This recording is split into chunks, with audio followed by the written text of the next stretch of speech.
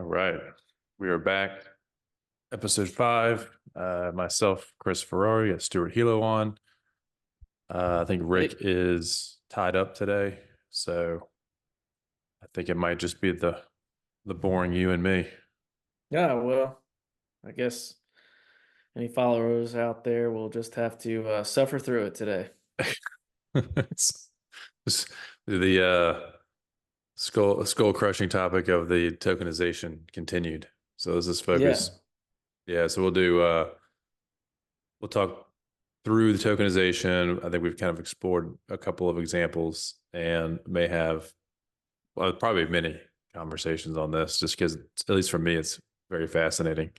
Also, did you get a chance to watch the Tesla event or parts and I pieces of it? did. I mean, I caught parts of it, and wow, I mean, some stuff in there. I think everybody was anticipating some things that maybe caught people off guard, but exciting nonetheless I would have to see expected the some. stock to be just crazy today, but it's not doing a whole lot. It actually was a little negative for a while. So, That you know, surprises me too. as a shareholder for quite some time now, I'm looking at it last night as in this should be insane tomorrow. This is Yeah, the culmination of years and years and years of promises, targets that they're trying to achieve, and they roll it all out in a pretty cool event and show things on a pretty grand and capable scale. I would have expected the stock just to be just shooting way up. But I think Wall Street's probably just trying to figure out what to make of all this. Because you start yeah. seeing these things that they rolled out, it's what is this? What do we do with this? What does It's that so mean? What's yeah. going to be the impact? Is it an immediate impact? Is it a longer term impact? I think there's a, just like with any new technology, I think it brings as many questions as it does answers, right? There are sometimes there's people are better prepared to deal with the questions than others. So Well, maybe that has something to do with we it. we have enough time after tokenization. We can circle back to this because there's some very specific real estate implications that are going to come about out of what Tesla rolled out last night. Yeah. That may not be seen, if you're looking at it from a vehicle and robotics thing, but how does that really impact real estate? And I think it's going to be a pretty big one. So we can circle back to it. So Let's do let's, it.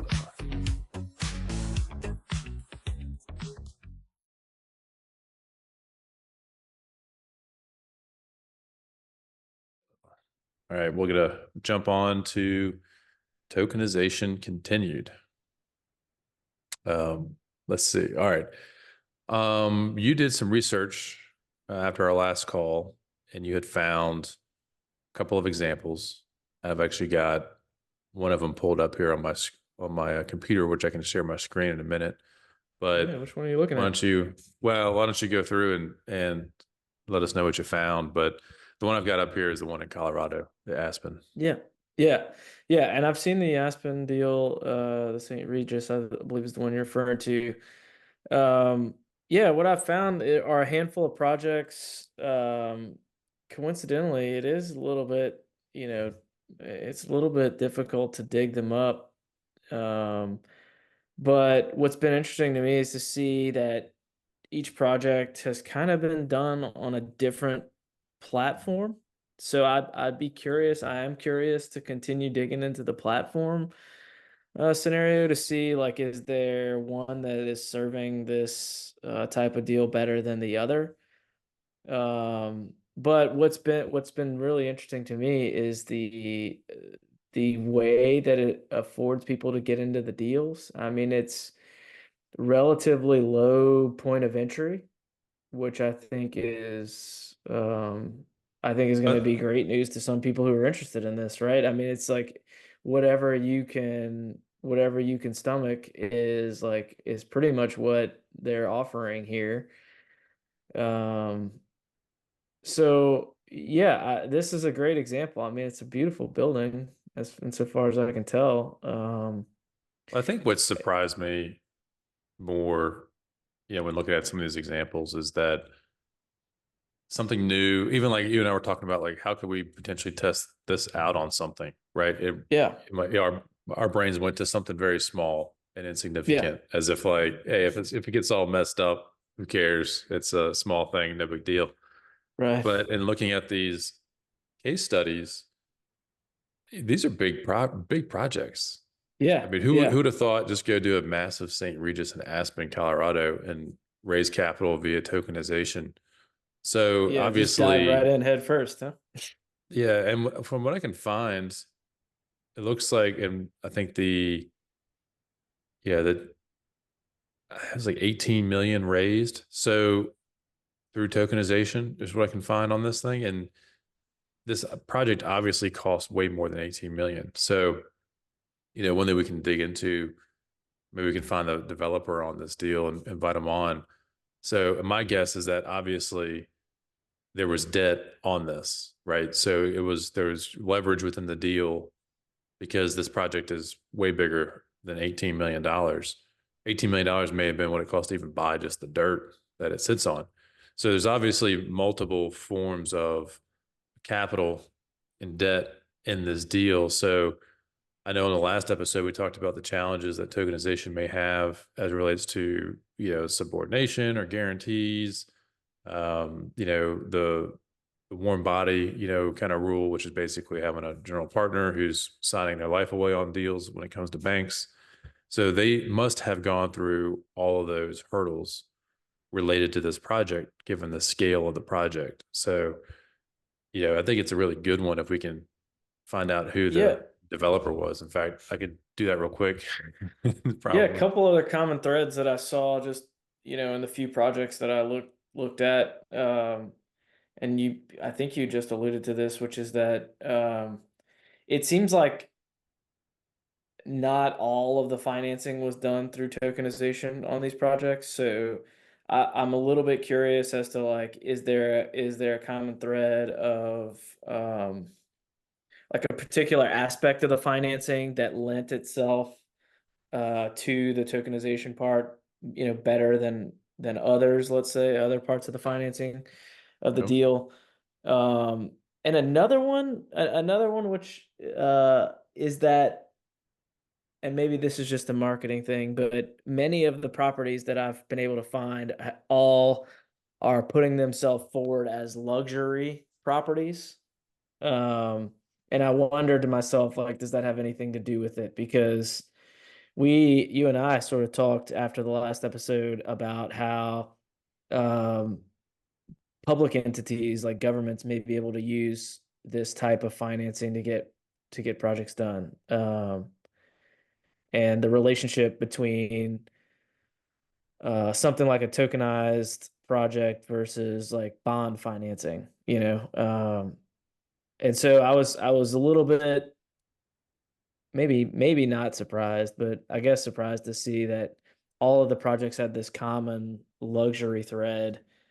I couldn't really find any, or I didn't really see any that were public public So it properties. looks like the developer was also the token issuer, a company called Elevated Returns. Hmm. They've got a few different things here. Looks like they're more financial managers Yep. than say like traditional developers like we are. So I Hmm. know with hotels, you can basically set a deal up and a hotel brand will essentially run the development for you. So I wonder how the roles and responsibilities were divided out between, let's call it the sponsor, developer, tokenizer, right? Yeah. Elevated returns and the St. Regis brand itself, which is, obviously under Marriott. So I wonder if Marriott had a large play in, the prosecution of the project itself. So it should, so we can get somebody from Elevated Returns on. I've got their website up here, and it's a pretty small team. So obviously, it's a very niche service and a very limited supply of examples. But I think this is a pretty fascinating one, given that it's here in the United States. There was a few that you had, other ones that you had found. I don't know if you can run through those real quick. Yeah, let me see if I can pull a few of them up. I don't have them handy. Shame on me for that. Um, So I guess while you look, I think maybe one would be this Miller Lite building in Milwaukee, Wisconsin. Um, Maybe that's like an extension of their current facility, but while you pull that up, a couple of key items is with this tokenization thing for the Aspen deal. Obviously, it created fractional ownership amongst a lot of people. I know they've got, with that fractional ownership, it provided global access. So it was easier for, I guess, individuals globally to then buy those tokens, which kind of expanded the investor pool beyond just the local real estate market. So it's almost, you have the opportunity to pitch the investment as similar to like a institutional real estate investment firm or a REIT or somebody else who's got the private equity in their back pocket for global buyers, right? So it seems like they may have been able to, pierce that global attention a little easier with tokenization. The the trading platform, I guess, is on this T0 thing. I'll have to take a look at that. But it's basically a secondary market for security tokens. And all these tokens are backed, it looks like, through Ethereum, the mhm. Yep. cryptocurrency Ethereum, Hmm. which is obviously one of the top cryptocurrencies, plenty of coins out there, very stable. So, yeah, I guess a stable coin is what they might call it.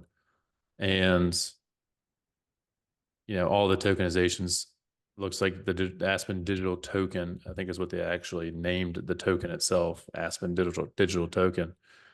Um,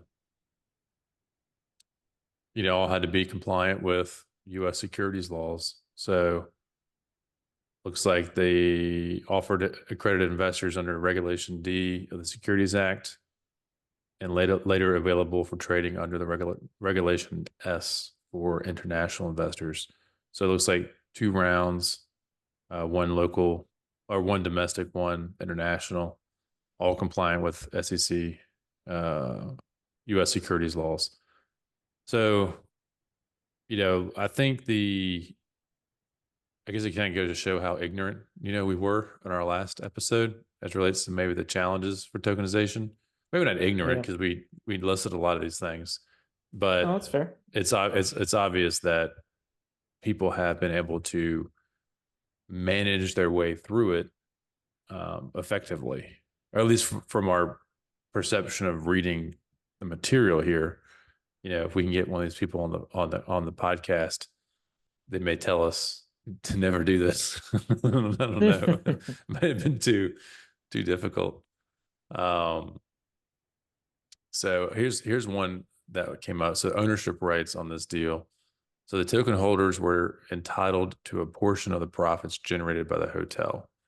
However, they did not have any governance rights, voting on major decisions regarding the property at all. So it's almost as if they're buying future return rights, like a Yeah. pro rata share of future returns, which is Right. interesting way to think about it. I guess this would be any kind of investor, but maybe there's something to how that's defined, right? How they're defining what their return is. And then I wonder if equity gain is not associated with the token ownership, if it's just revenue, right? So if it's just revenue, no equity, that might be something that's releasing that kind of liability associated with an investor into a deal. Hmm. I don't know. There's some good questions to ask these people. Let's Yeah. see here. I think a couple other outcomes, as I said before, it looks like 18 million was raised through the tokenization effort. I'm sure they probably had other monies or other capital coming in and other means. The this Aspen coin or digital token, obviously it demonstrated the viability of a blockchain-based tokenization for large commercial real estate assets. So, as far as a viable example, I guess it's achieved with this thing.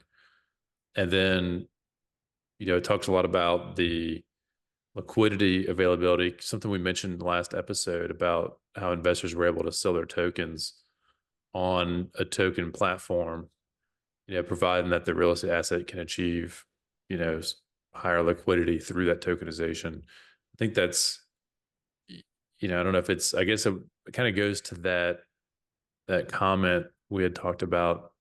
Maybe you can sell your position, at an Hmm. earlier event or a later event.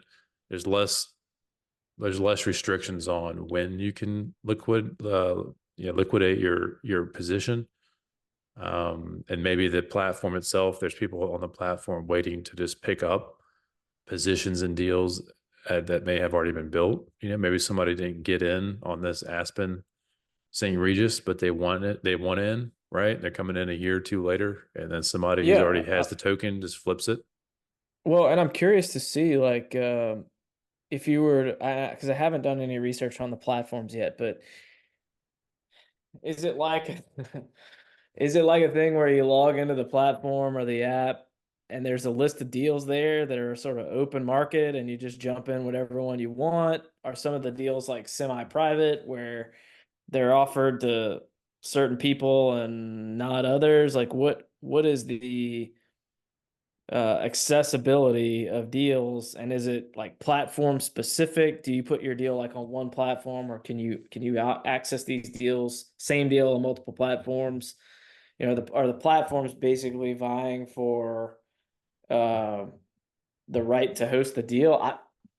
I don't know. I mean, these are some questions I have just about the platform itself. Yeah, is the platform truly liberating or is it potentially limiting? Right. So it's Yeah. almost, Is it it's like an almost how you, eBay type marketplace where like I can take my deal, right, and I can go bring it and put it out on the open market? Or is it something a little more exclusive where I can put my deal on there, but only certain people can see it that are invited to it, or I can restrict, certain investors from coming and even viewing my deal or participating in my deal? I don't know. Do the different platforms, are the developers seeking out the platform, or is the platform seeking out the developer? I don't know how that works either. yeah, it's obviously a platform is going to emerge as the preferred platform. Yeah. Um, it's just like any kind of social media. Like one's gonna like MySpace is no longer around, right? So it's gonna be now. I wonder if the token can be placed on. I'm assuming probably multiple platforms. I would think so. Just so you kind of like make your token, you can kind of make it available on, and then there's probably Right. submission requirements for different platforms. Right. The so anyway, um, were you able to find another example you want to Yeah, look I at? couldn't find the Miller Lite building in Milwaukee, but I'll share. Oh, you have me disabled from Yeah, sharing. I gotcha. All You right, got it now. I'll try again. I'll try again. I found a couple of them. So this is the Collective Canary Wharf project in London. It says it was tokenized. I don't know what that is. Pretty nice project. Luxury condos, from what I can tell. Um, I'm just kind of flipping through here. A couple of images of what we've got. Is it called the Canary, The the Collective Collective Canary Canary? Wharf. Yeah, yeah.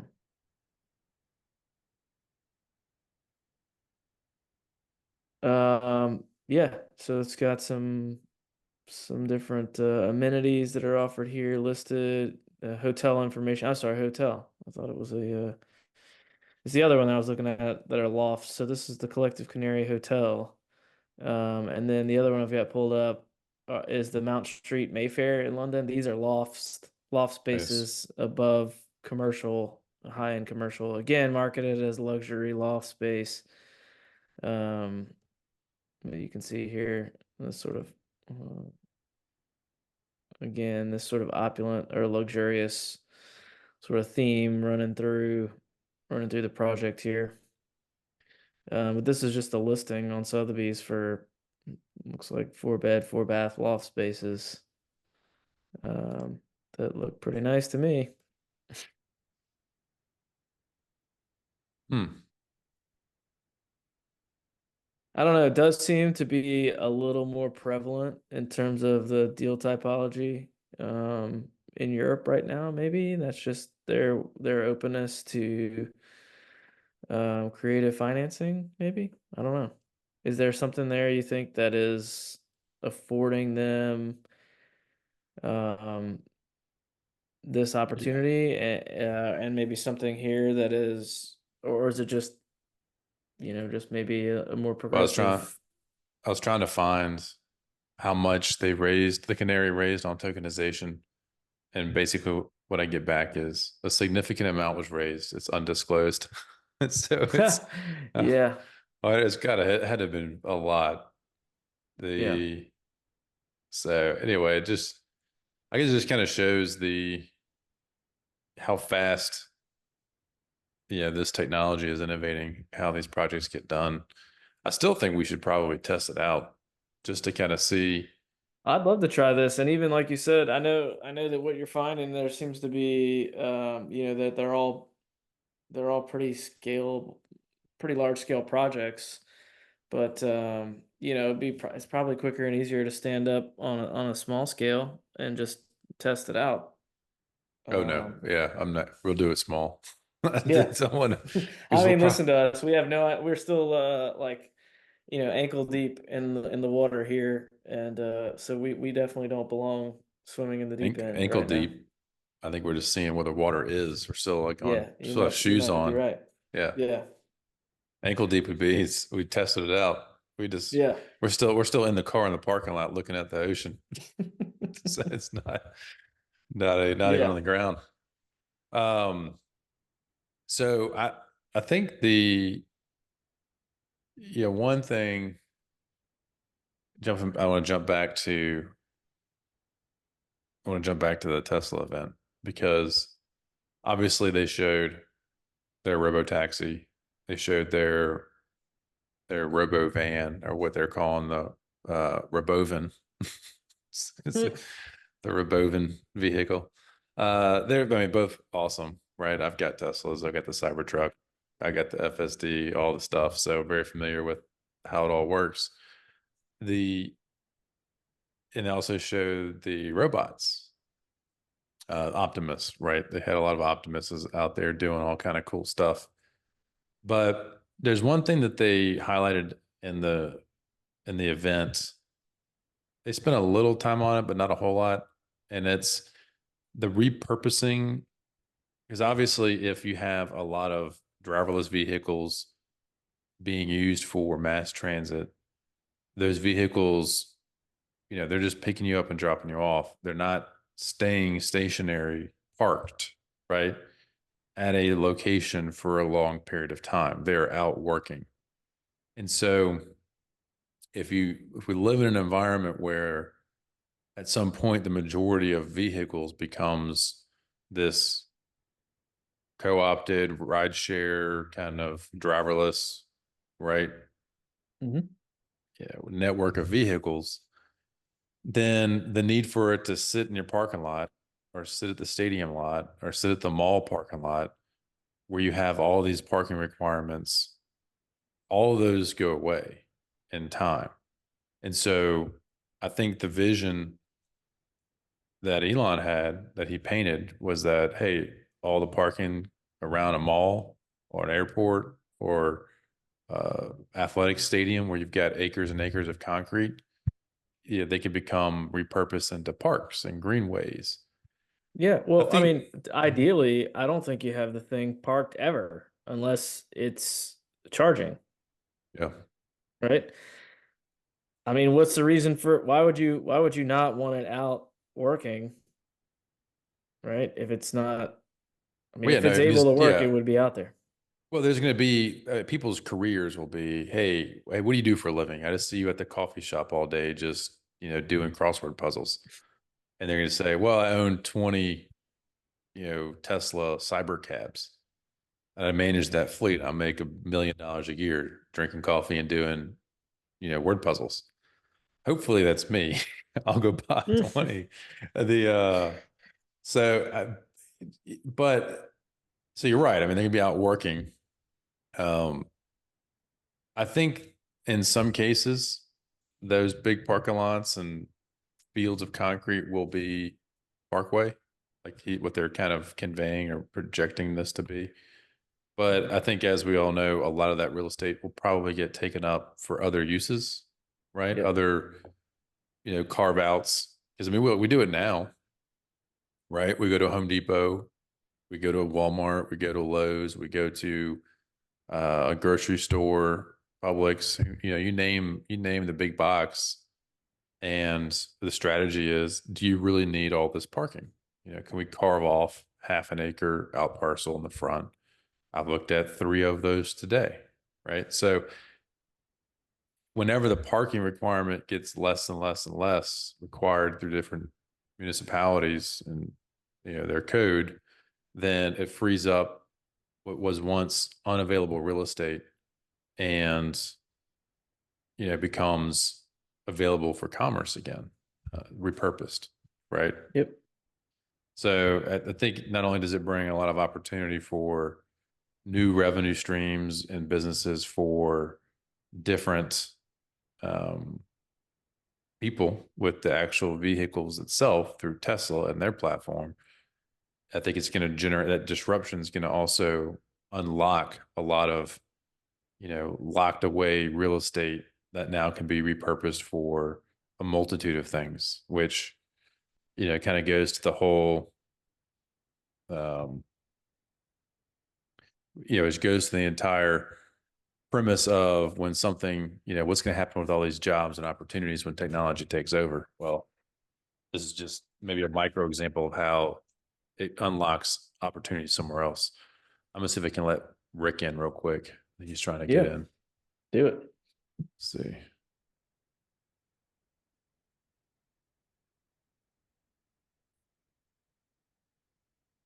All right, we're back. We're back. Um, so the so the repurposing of a lot of that real estate, I think there's probably going to be a significant amount of white papers, discussions about what that means. Now, because look, I remember going to events with ULI, with different real estate organizations, conferences where they talked about this whole driverless car thing and what it's Yep. going to do, and I think there was even a study of like what industry is going to get impacted first and negatively. And I believe the outcome of that was storage facility, mini storage, because the idea was that, hey, you're not going to buy a car anymore, so your garage becomes your own storage place. And you watch out, your storage facility investment's going to be junk, right? Pretty soon. Now, 10 years later, still like pretty strong. Yeah. So obviously it's taken a lot longer to take shape, but now that it has, right?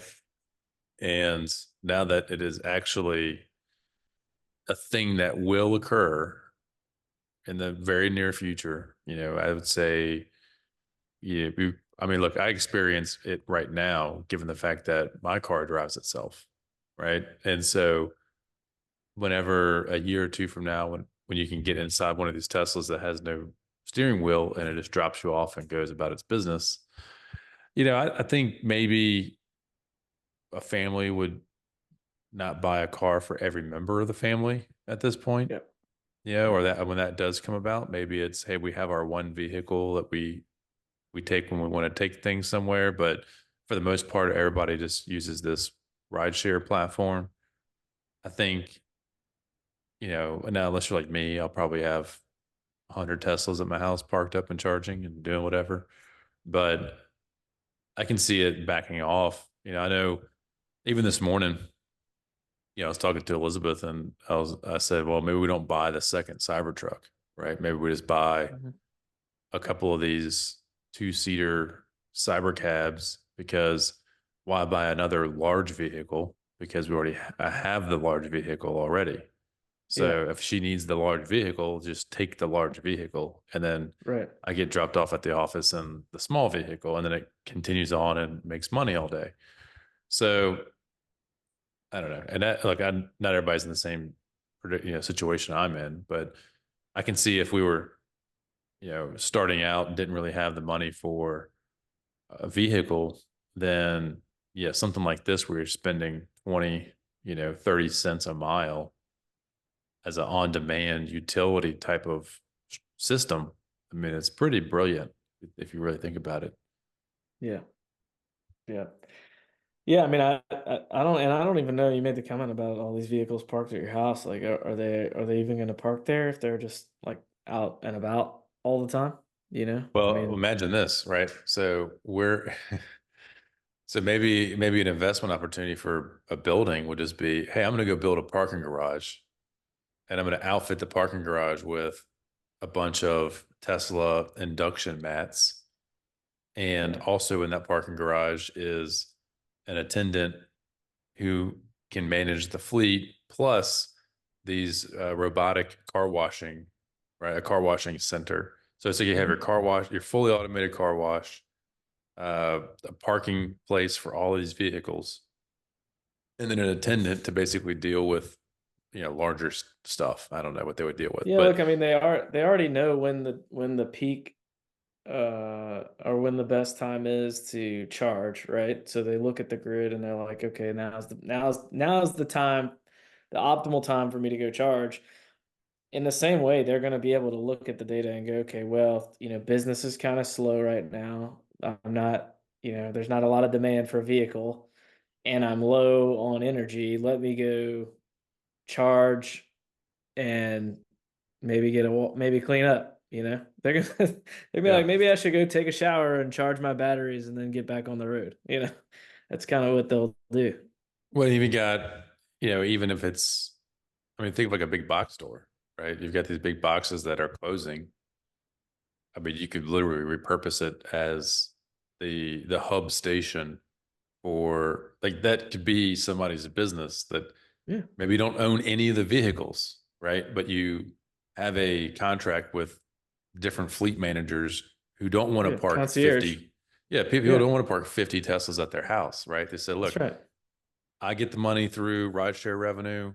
I will pay you X dollars to house and create the facility where they go and charge and get cleaned and get maintenance or Yeah, whatever.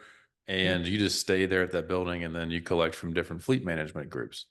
hmm So I don't know. The whole thing is, it's going to be interesting. You could dream up a lot of Yeah. directions that this thing could go, but yeah, it's interesting to think about it for sure. Well, I was even thinking about, the other concept we have, if this thing goes through, say you wanted to go pick something up for you, right? Say it's a restaurant or drive through. I can see like pretty easy at Chick-fil-A, I guess back to Chick-fil-A. The thing could go through on its own, and you could probably have an order already in, and it just puts it in the car and takes it back to your house. But there's other concepts that a robot can put something in another robot to be taken robotically to the person. So it's Yeah, yeah, that would be. yeah. It'd be interesting to see how drive-throughs, in our world, like commercial retail development, like what does this technology do to the drive-through, if anything?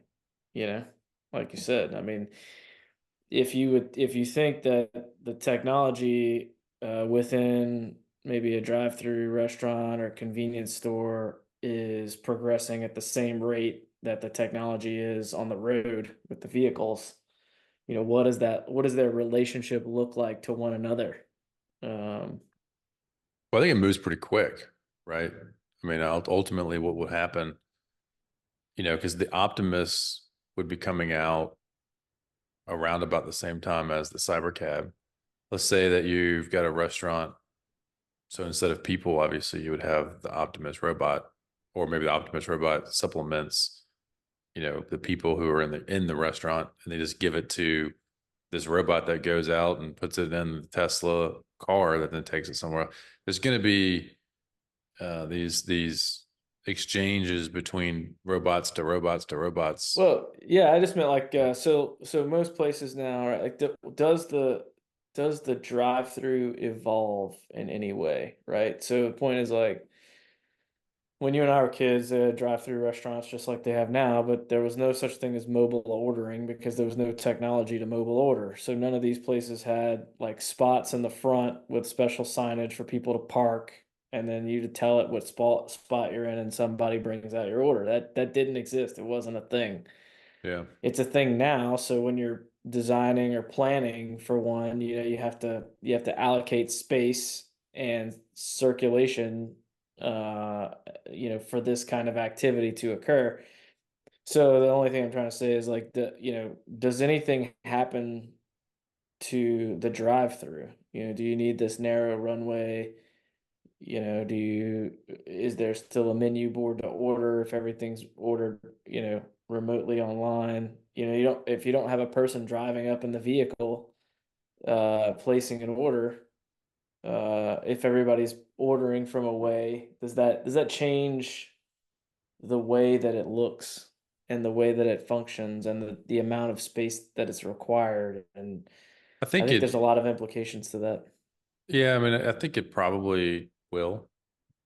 I mean, ultimately, I think that does affect it. Look, it gives brand. How many times have we gone in? It's not everywhere, but it is enough to use it as kind of a how many times, does this happen? Do we go and we try to develop a piece of dirt? We do some due diligence and we find out that the local planning department has put a restriction on, drive-through restaurants. It's like, hey, that's great. You want to bring that here, but we don't allow drive-through. Yeah, Well, and a future where these cars are running around, well, it's easy to adapt and say, well, we don't have a drive-through, but you can definitely order and have all your stuff picked up. You don't have to come here if you don't want to. That's the other thing. mm, It's like, does the real estate, if the business is predominantly now just handing things off to a robot to take somewhere else, the need for that business to be in a prime location is not even required anymore. It's just right. your warehouses.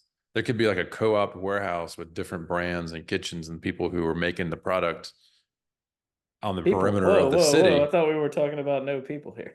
Oh well, it's gotta have them do Yeah, no, something. I no, Yeah. I don't mean to interrupt you, But but I get it. so then your Chick-fil-A may not even need to be on Main and Main at this point. It could be Of in course a not. co-op warehouse and you've got a full commercial kitchen with all your product and all your goods, and you Yeah, just what we're have talking about is the intersection of the technologies, right? So like what yeah, you had in the drive-through was the intersection of like the automobile and the restaurant, and the intersection of those created the drive-through. yeah, And now you've got the intersection of two different technologies. You're probably going to have automated service of some kind, robotic service of some kind inside the restaurant, right? Cooking and preparing whatever it may be. And you've got a vehicle now that may or may not be housing people. Um, so what happens at the intersection of those technologies now? Does the intersection look different than it did? More than likely, yes. And what are the implications for that on the real estate side? Like you said, I mean, do you need a presence on Main and Main? Probably not. yeah. I don't know. I mean, the whole marketing. There's no. I mean, some brands have the the placemaking experience as part of their business, right? Right. But some of them don't, right? Yep. It's more of a if you're a brand of convenience, is it worth investing millions of dollars in real estate for convenience if there's a more convenient way coming in the Yep. future? So like Yeah. yeah, I would be heavily adapting, the future business model or deployment model for that kind of business because Yeah. I've You're never you're Mhm. Yeah, you're right. I mean, like you've got places like Chick-fil-A who I would say are placemaking, right? They sort of, Yeah. without saying it overtly, are the place where families stop because there's a clean restroom and a friendly, polite person to do business with, right? So if your Yeah. vehicle has to charge, that's probably the place you're gonna want to stop to get out on a long trip or elsewhere to like stretch your legs, charge a vehicle, get a bite to eat, move on. So there's some placemaking involved in that. You got others that are like I don't know, let's say some coffee shops and some like Smoothie Kings where it's like I think if they could have zero tables inside, they would. It's just drive through only. You're ordering mobile. You're arriving at a window, and what's the point of even having a person stick their hand out and hand it to you if you don't need that, right? So there's maybe a divergence of typology there. I think to your point about placemaking, I think there's some of these brands will continue to desire to have space for place, and some will not. It'll Well, I think just be it's a it's stop on the way.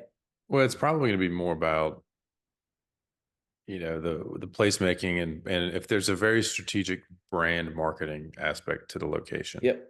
So it's kind of well, it's like the Raising Cane's in Times Square.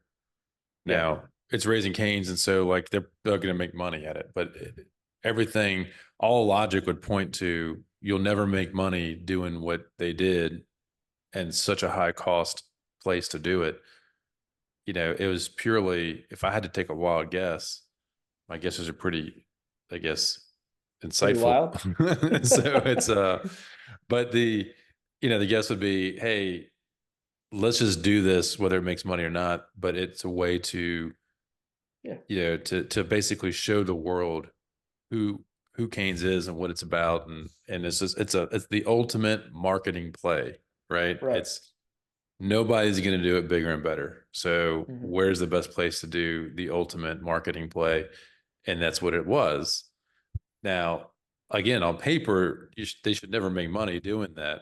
But given that it's the best operator in the world, of course they're going to make money doing it too. So it's, Yes. it's, so I can see how some brands may say, look, yeah, 80% of our business, this robot comes and gets the stuff and takes it to whoever the customer is. But we get enough daily commute traffic across this roadway that it's worth having the building there. And at Yeah. that point, it's like, does the building look different? Does it need to be more dramatic or more eye catchy than it's the whole form follows function thing? Does it reverse, right? Is the function? I mean, the function could be purely marketing, in which you may want to wrap your whole building in jumbotron screens Hmm. versus a brick. So I don't know. Yeah. Uh, Yeah. Yeah. And then what happens to the Buckies of the world with 100 petrol stations, well, I think even with this coming about, it's realistically it's 20 to 30 years to convert, I think, the bulk of vehicles. Let's say Yeah. 20 on an accelerated Yeah. schedule. Hmm. So, it's if you think about the duration of the investment, 20 years, you could probably make that work. Nobody's really going to care. At some point, the real estate's good. You can repurpose it for something else. Change the pumps to charging stations. Change. You can adapt to something like a Bucky's. Yeah. It's kind of the same thing about with student housing. I know I'm kind of jumping all over the place here, but with student housing, I remember being in a meeting when we did what is it, 1 million something square feet, 1,600 beds, new student housing on campus, major university, hundreds of millions of dollars. And before all the levers were pulled to commit and go like full go, I was literally the voice in the room as playing devil's advocate saying, hey, in 40 years, do we really think we'll have will higher education looks like what it looks now? Yeah. In 40 years, because I mean, think about that, like the investment horizon, it's 40 years for something like Well, and that. you've already got all these online courses and the ability to study from, pretty much wherever. Like, is there a need for students to be housed in a place? That's right. Uh, And look, and and also housing is convenient, is located on campus to be convenient. If yeah, now you don't have to park a car and wait and walk, you can just get dropped off in front of your class. What is now what? How do you define convenient at this point?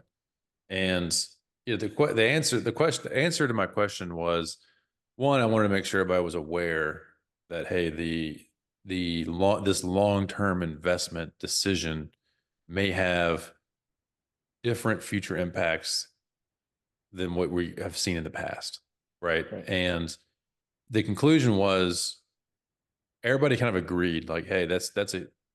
In the future, in 40 years, higher education is going to look very different, and the need for housing is likely not going to be there.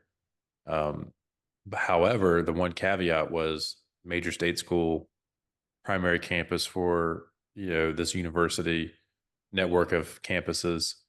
The thought was, at the end of the day, will the experience of college still hold value and still attract people to want to live on campus and have that experience? And the answer was yes, specifically to the primary campuses of those universities. So, I mean, you look at like Harvard, right? Harvard's going to be there. It's in Cambridge. It's a cool experience. Like, the placemaking of that is historical. People are always going to want to go and live nearby on experience that, no matter how advanced technology gets. Yep. But the offshoot remote campus in the country studying one very odd thing, maybe above ground basket weaving. Um, yeah, there's probably not going to be a lot of long term, student housing investment. So Yeah. I think, but Yeah. it's all that to kind of circle back to saying, like, this one impact on transportation and automation, specifically around transportation, with Tesla bringing these things on, is what is it gonna? How do you look at the long term benefit of an investment on commercial real estate that relies on vehicles or personal vehicle ownership? Um, that may change. I think it's going to change pretty dramatically, personally. Yeah, I would agree. I would agree. So, anyway, I think that's probably enough. Did we ever figure out what race was this weekend? I I know there's one. There's got to be one this weekend, right? I think it was Long weekend. The kids have fall break. How about Ben? Fall break Thursday. this weekend? Yeah, yesterday and today. Oh, ours is today and Monday. Man, I just opened up my social media. Like, this robo taxi is everywhere. It's Yeah. it's flooded the entire Get internet. ready to get robotaxied to death for the next week or so. Oh, I can't wait. I've been waiting a long time for this. I mean, my son. I'll teach him how to drive, but it's weird. I mean, he's 7, so he's 9, 10 years away from driving officially, or Yeah. not 8, 9. And the thought that I'm going to be teaching him how to drive as a novelty skill versus as a mandatory skill is, it's kind of weird to think about. Yeah. It's like somebody teaching you how to ride a horse. Yeah, when are you going to pick up a horse and ride it in your day-to-day life? So anyway, Well, let's end it, is that and is that we'll another one of the books, ladies and gentlemen? I hope you enjoyed today's version of Teslanomics. tokenization, tokeneslanomics. Yeah. What's the title of this gonna be? Who knows? Yeah, We'll just come just up with merging something.